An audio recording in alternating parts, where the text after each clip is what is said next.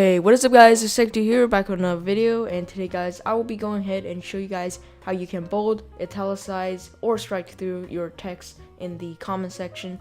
You might want to use this to make your comments stand out more, and also maybe catch the creator of the video's eyes more, especially in giveaways. So anyways, without further ado, let's go ahead and get into the video.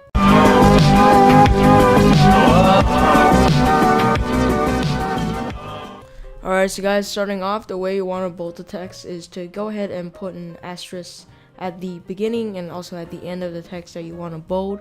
For italicizing the text, put an underscore at the beginning and at the end of your comment.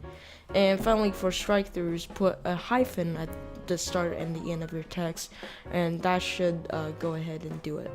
Alright guys, thank you so much for watching today's video. Really hope that this video helped you and that you also enjoyed it. If you did, make sure to hit that like button, and if you would like to see more helpful tutorials just like this, make sure to subscribe. Anyways, that is it, and I will see you guys all in the next video.